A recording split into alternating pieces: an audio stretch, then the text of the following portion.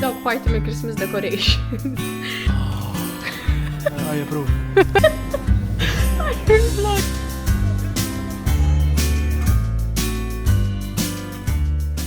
Hello! L-lum l-għol ta' Diċembru u dak ifisser li l-lum jibda Vlogmas fl-aħħar għatkum għastafakom minni nistenna u just my luck qed tismawni probably imma wara l-Italja imrat illi minn Tuesday l-lum u l-biraħ ħassejtna ħafna ħjar energy wise ġifieri għandi l-enerġija lura kompletament. Pero għadni nistama ma niflaħx, it's fine, issa jaddili bil-mod, imma verċitata u I'm happy li ġisaħt ġit l-ura għallum, għaxin nistanna un-pjana da xar minn Ottubru, allura jizni meta mrat, illa l-lum ma kif. U please note li dis-sena għadni għatma mrat, ovvjament meta nimrat, fl-iktar zmin għal-qalbi fi zmin il-miliet, minn ways. Issa, hopefully għaddil bil-mod. L-estate, kif taraw, mux kmini, bħalissa il-11 neqes 20 u rridu morru daqt għalix illum. Għallu l-ġurnata ħammorru Maastricht, ħammorru il-Christmas Markets ta' Maastricht. L-Olanda il-Christmas Markets jiftħu naqatajt, ġifiri jom il-weekend li ġej, jom il-weekend ta' wara terġa. Pero south of the Netherlands, peress li jisu jmissafna mal-Ġermania u heavily influenced mill-Ġermania, jibdew kmini. Infatti Maastricht u Valkenburg it-nej miftuħin. Initially kon ħamur Valkenburg għax għatma morna, Maastricht morna f'Mejju. Imma hemm xi xogħlijiet fit-train trek illum bdew ta' minn tant xhur illum bdew l-iktar postijiet li huma festive fl-Olanda, insomma għamlu x-xogħlijiet fil-miliet. Imma anyways, we move on. Insomma flok għamur Maastricht għax għandna sar train għandna satej sejrin u s-soltu tkun diretta train imma ħabba xogħlijiet irridu nifqu post naqbdu bass u nerġgħu naqbdu train. Annoying imma m'hemmx tagħmel. Wara però luckily for some reason ix-xogħlijiet mhux ikunu qed isiru u it-train hija diretta. L-outfit illum jekk rajtu xi żewġ vlogs ilu bażikament prattikament kważi l-istess, just minflok qiegħda il-ħwejjeġ dej, please, dawk party mill Christmas decorations. Da li kont libsa f'żewġ vlogs ilu. Level jeans. Il-jeans ġid actually. Imma minn mindu bdejt nivlogja jienu Daniel bdejna ngħidu li ħan inqabdu kemm m'għandniex ħwejjeġ, kemm nirrepetu outfits u issa l-fatt li ħankun qed nivlogja 24 ġurnata wara xulxin iktar ħan inkixfu kemm nirrepetu outfits li ma fiha xejn ħażin ovvjament għax l-ħares kollok outfit differenti għal kull ġurnata tas-sena jew tax-xahar minn tal-inqas. Irridu niftħu l-Advent Calendar, Daniel. Ħareġ il-permess. Ħareġ il-permess. Meta kont qed inlesti, għamilli xajta, għalli kemmi tajba din milka. U ġejt niġġi tibgħod bis-serja tagħtlek tista' sal-vlog. Ħanurhom naqra x'għandna Advent Calendars. Da li xtrajt lil Daniel jiena. Milka? Tal-milka iftuħi. U da li xtra li Daniel. Tjajda. X'taħseb li ħadkun illum? X'inhu ma? Jena, I'm hoping l-white chocolate, għax il-Kinder Bueno tal-white favoriti tiegħi. My God, tkun basic dawna. Din tal-lum. Dan il-għadni. Le, every now and then impartu. L-lum jek titħuda di, għax jena preferi l-white. Vero? Jena nħu l-milka. U x'inhu ma l-options tiegħi? Ma probably kolla basic ta' ġast kollhom xi simbolu differenti fuq. Iftaħ mal-vlog, uriju naħa. Ma tafx tagħmel vlogging. Għandi rollerblades. Rollerblades. Jew x'hekk jgħidulhom. Roller skates. Għandu. Ma ukoll. Mimlija, rju. Le, kemm tagħmel viċin? Jekk ħadd kollha ħudi mela. Kolla. Mhix tajba. Please note illum ħan niblaw ħafna mill-market. Mela mbagħad induq xi ġurnata oħrajn u ntikom il-verdetti. Mhix milka normali. Insomma ħer morru għax kważi 20 minuti oħra tiġi train u għandna xi kwarta biex naslu train station. Mbagħad iridu nagħmlu r-rota li biex issib parking ta' rota xi kultant naqa' annoying għax bħallum ikun hemm ħafna nies jitraveljaw insomma dik kelma Ingliż Malti.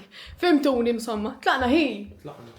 We made it with time to spare għax bqala 5 minutes. Temp tal-bliħ. Però it-temperatura kemm it-temperatura? Xi 2, 3? Xi 3 ta'. 3. U actually xi ħaġa li meċ fl-intro, avolja pjanajt naqa' dax-xahar x'ħanagħmel għall-Vlogmas. Nixtieq li nputtakom fuq x'tixtiequ taraw. Ovvjament, I want to make enjoyable vlogs għalikom ukoll. Għax naf li hawn min actually qed jieħu gost jarani. Il-mami ħinkollu tgħidli li ġildi taqma' n-nies fuq ix-xogħol. Jgħidula, rajtu l-vlog tat-tifla hekk u anke nanna. Għandha xi neighbors tgħidli li jqogħdu jgħidula li nsalmilkom minn hawn. Ħejdu li x'tixtiequ taraw. Again, kifett. Kull ġurnata presto poco pjanata għandi xi ftit li m'hemm xejn speċjali fihom, mhux ftit. Most of them xejn ta' barra minn hawn għax ovvjament I'm still going to work f'dax-xahar għax il-leave ħadtu biex ninżel Malta, so bej Christmas u New Year kollu leave. Allora ma stajx nieħu leave f'Diċembru. Meħem, please jgħidu li x'taraw fil-comments. U l-aħħar ħaġa, illum għandha l-birthday kuġinti. Kuġinti jisa uħti l-kbira, shout out lila, naf li vera tiddejja imma shout out Cheryl, happy birthday.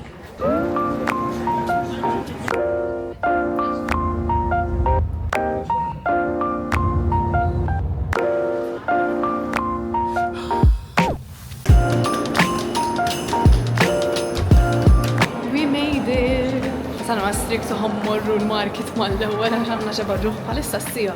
Arawna għax temp xi pjaċir. L-aħħar darba li ġejna u hekk ukoll kellna temp sabiħ tiftakar.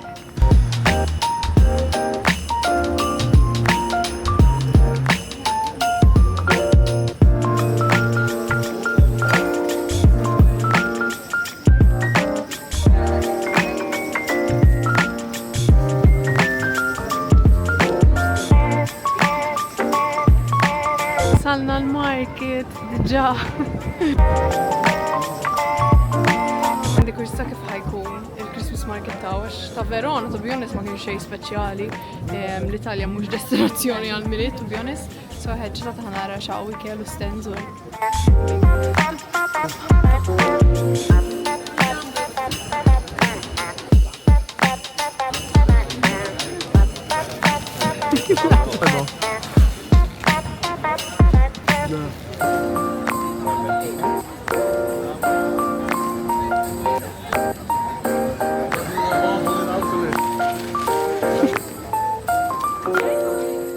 ġibna daw. Eja den ħatftaħom inti? Nipruvaw tal-white chocolate. Ġibna saw daw vera nħobbhom da hemm Rotterdam. Ġibna tal-white chocolate. Ari waħda tal-spekulas. Tali biċċa please. Ħanibdokija. Tal-coconut. Jena li għaddi jitjeb minn tal-white chocolate. Għax cinnamoni, gingery. Veru. Fil-vlogs nibbilaw biss naħlef. Daniel, eja nitħlu! Wow, kemm sabiħa bis-sidra. Illallu, da li jen jorroba. Li jen għandek shoutout fil-vlog, għax għati taħba f'na sausage dogs. Oh, jħun. Xieħlew. Dazba. Lallu di good edition għal mas-sidra tijaj. Kam jgħalja. 16 euro ta' Lallu, ebbi. Da l-ebbi għax ebbi tħobba f'na l-peanut butter. Wow, di u kol il-lasagna. Veċ, my favorite food. Wow, il-puffer chess. Għandhom il-herring u kol. Funny. Vera tempting, ma wis expensive. 16 euro. Vera. Insomma, to be honest, ma nafx għalet nistaġeb li il-prezzijiet għax għalna ħanut expensive. Tuċċakom il-bxej. Made his day, daw il-lum.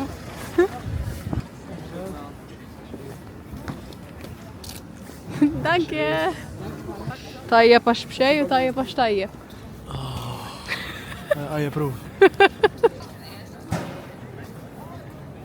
Illa l-kom mu tajjeb. ċakom el-dibessa. Daniel għadu kif jgħid li l-belt missom jibdaw jamlu għadi, benna irridukom tibdaw tagħtu kartuni b'xej tal-ħalib. Tizarġu limited edition. Għamlu meta tkunu Malta, please, imma thanks.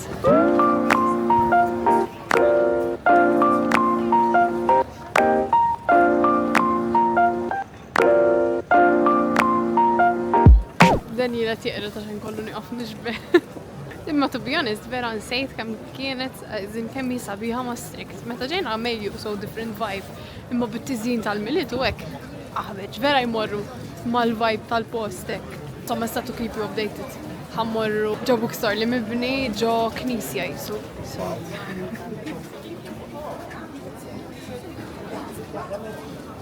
Najja nibdow naqtaw fej ħajmur fis-section tal-finances. ħansekuħ. Lim section għed fit-tex. No, beyond the finance u...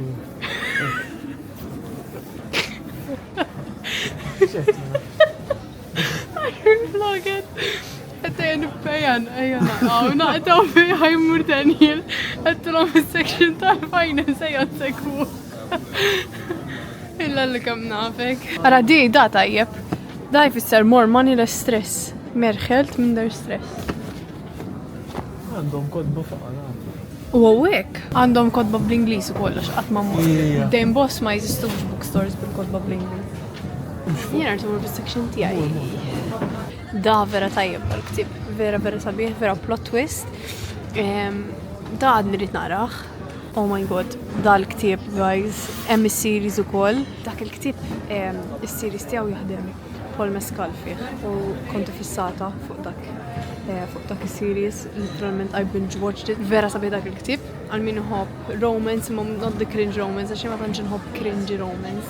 Dan actually għandi, kont għamilt book swap ma xi ħadd fuq Marketplace darba, għadna ma qrajtux imma. Kont qed nitħajjar nitalaw miegħi wara l-miliet. Da, tasal iruni wkoll. Asmajt bieħ, jidher intriguing ukoll. Għandi bżonn naqra l-kodba li għandi, u mhux nixtri iktar. Ma wis inħobbek dik id-dopamin li itik tixi ktib ġdid. I love it. Da, one of the best books li qatt qrajt. Jiena inħobb ħafna mysteries għax inħobb nipprova naqta x'ħajġri waqt il-ktieb. Da għandi wkoll da actually bdejtu u għas komplejtu, wasalt f'nufsu kont, insejtu għala ma komplejtux, mux għax kien ħazin ġifiri. U actually għandi il-collection siħa ta' Dan Brown, għax kien xrajli misteri għal-milid darba, u I still need to get through them. Oh my god, da mux ktib li nħan ir-rekomandaħ l-ewel, imma da kontin ħafna biex naqraħ u rajtu xi 3 snin ilu. Kemm bkejt madof lejl aħħar ma stajtx nieqaf nibki, kemm kien emotional. Da, in my opinion, il-ktib aħjar mill-film. Ma nafx il-film ħawadni naqa. Illa l dal-ktib 2012 jew 2013 maraja. Għadu għandi da. Is-series qed naqra edha fl-aħħar ktib actually. To be honest, writing not the best. I mean it's YA, so bħala mystery it's actually good. Inħoss li hemm naqa plot twist hekk. Imma not that good writing, to be honest, kif inħobb jien. Jisun childish u għax YA. I mean, l-updateom nkomplihom. U jien onestament, I don't get the hype with Colleen Hoover. I'm sorry jekk tħobbuha, imma her writing is dal-ktieb amazing. U l-film amazing ukoll. Jiena big Hunger Games fan. Insomma, għalkemm kieku nista' nixtri xi 10 kotba minn hawn. Għazom l-ura xanda ħafna kutba Malta li rrit intella u xiftit anka l-Olanda, għandi xi 3 naħseb li għadni rrit naqra. Imma jekk għadkom xi book recommendations jgħiduli għax ġili nixxi kodba minn Vinted ukoll għax vera jkunu cheaper għax il-kodba minn vera soru expensive u għalkemm I don't mind spending money on books jekk tixxi ħafna spiċċa tonfoq ħafna. So jekk għandkom xi book recommendations jiena nħobb ħafna thrillers, mysteries, hekk dak it-tip jew novels insomma, imma ma nħobbx ħafna romance. I like if there's some romance ġifieri, ma mhux li jkun wis cringe u hekk. Daniel treat gift idea għalija għall-miliet.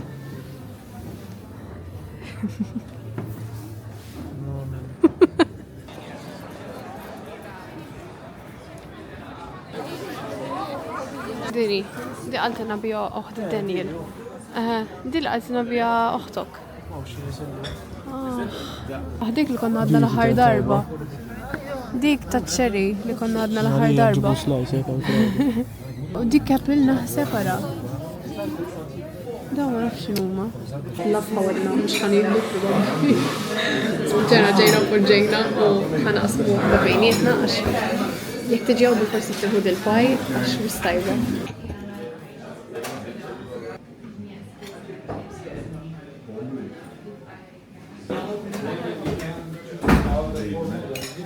كم يصور تشري ايوه. رجعنا الكريسماس ماركت وقد ما قلنا هارس لي الناس يسكيتياو وفيرا تضحك وقت تفكها فوق شهات ترى يقع. لا هديك هديك الطفلة مسكينة. ده يطلع ايه؟ لا خلاص بسوي.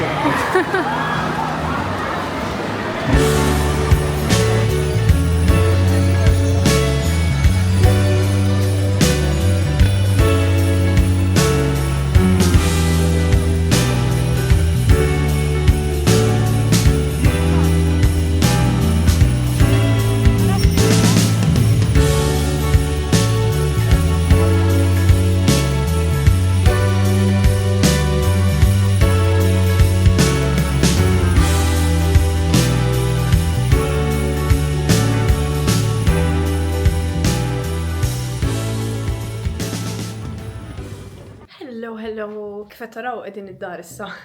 بازيكامنت سبوست kelli ngħid li ħanġu d-dar ma strict imma aħna mexin lejn lura lejn it-train station biex naqbdu train.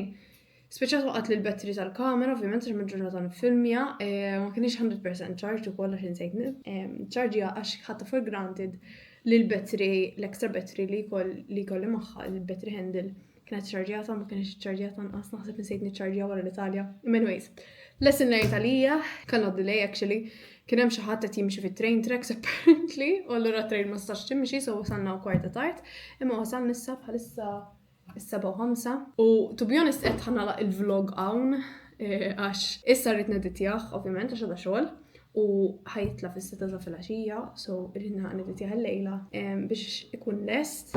U to be honest, I mean, memx iktar tifilmi interessanti apparti ma strikt illum għax issa kemm ninħasel u nlestri li kellha l-jumejn ġejjin kif nagħmel is-soltu every Sunday u literalment xejn iktar. U actually to be honest, għandi dawn x'nitwi li rajtu hemmhekk dal-għodu l-ħadd lajthom ħanġi nitwihom daqt ma li naqta minn magħkom. To be honest, ħanidilkom naqra fuq ma strikt qabel ma naqta, il-market vera kien sabiħ. L-ikel mhux kien disappointing to be honest preferejtu minn ta' Verona. 100%. Imma dik il-patata li ħadna l-ewwel qed ma okej, ma batti realizza li vera kellha bżonn il-melħ, sew jiddequ jużaw il-melħ ma nafx imma tomata żejt biss kienu 3 għal 7 euro, mhux worth it. Il-bratwurst u nnifsu kien vera tajjeb, kien 8 euro u aħna propja ridna l-currywurst, imma fuq il-menu ma kienx hemm miktub li l-currywurst jiġi bil-bezzun u aħna xtaqna il-bezzun. Ma mbagħad realizzajna li kull min beda jieħu currywurst kellu l-bezzun imma wara li ordnajna. Konna disappointed għax vera xtaqna currywurst. Imma issa fine. Next Saturday, spoiler alert ukoll ieħor ħanikxef kollu li ħanamlu. Ħamorru ġurnata kolon. Ħamorru Christmas market. Allura issa neħdu bratwurst minn hemm. Mhux bratwurst, sorry, currywurst minn hemm. Il-bratwurst kien 8 euro. To be honest, il-bezzun kien wisqiebes. In my opinion, kien bezzun soft imma toasted kienu aħjar. Imma besides the point, I mean, minni xi chef Victor sawa u it's just a hot dog. Again, overpriced għax kull ma jtuk il-bezzun u il-sausage u kellu jisaqsija Daniel biex tamlilna naqa basal għax kienet ħattina hot dog bil-bezzun u salset biss tipo come on man 8 euro. Dawk il-coconut cookies, dawk madam kokos, ħanu żgħir as in stand f'Markt Hall Rotterdam u hemmhekk l-ewwel darba l-qaddoqtu meta kont Erasmus. Oh my god, l-aqwa coconut biscuits l-qaddoqt. Issa l-market hawnhekk jagħmlu wkoll imma ta' daw on another level u vera kienu tajbin, ġibna waħda tal-white chocolate u waħda tal-xpekulas. Xpekulas ġifiri jisa gingerbread biscuit, ma mux jisa gingerbread, tsemmi li hija typical ta' wek. U oh my god, 10 on 10, best thing ever. Ma taħadna ċokomel li probably dan jgħidlek l-aħjar ħaġa. Kien bxej ukoll ġifieri. Mbagħad x'ħadna? Mbagħad ħadna l-paj. Il-paj ukoll istra. L-lum kienet nqa' maħruqa minn fuq. Allura u kienet tintam ħafna. U anke ċirasa kienet nqa' wisq. Arsa, mhux il-qarsa li you like it. L-ewwel darba li ħadniha kienet itjeb. U to be honest, I mean l-ewwel darba li ħadniha iċ-ċiris kienu in season, issa mhumiex in season, so jafu għalhekk. Imma dak kollu li kienna llum, naf li dal-aħħar qed inġib ħafna tagħna nieklu u nitħanżru. Please note li matul il-ġimgħa vera nieklu healthy, min ħabba fija għax jiena nsajri kell healthy, imma for the reason li mbagħad fil-weekend nkunu nistgħu nieħdu dat tip ta' ikel guilt free. So, just because dejjem tarawna nitħanżru ma jfissirx li l-ħin kollu hekk disclaimer sewwa, as in not that you should care or you should judge us, because if you do, tibgħu xi żikt u tiġġudikawna. Imma ovvja mhux ħanurihom għaliex nikol lanġasa jew tuffieħa bla sens ta' fint. Naħseb dak kollox li rrid ngħidilkom. Da, ħanurikom naqra t-tiżjin u nurikom naqra l-Christmas tree, I mean xejn speċjali ma tantx faqna flus għax Christmas decorations ma veru jiswew flus. Da ovvjament l-ewwel milit tagħna. U jekk tispiċċa tixtri ħafna affarijiet żaqqa tispiċċa tonfoq xi 1,000 euro u like ovvjament mhux ħanofqu 1,000 euro fuq decorations. So ma tantx xejn affarijiet. Għadha nurikom imma nurikom nara l-Christmas tree u nurikom il-baubles li għandi fuqha. Probably rajtu xi ftit diġà. Imma naħseb dak kollox għallum.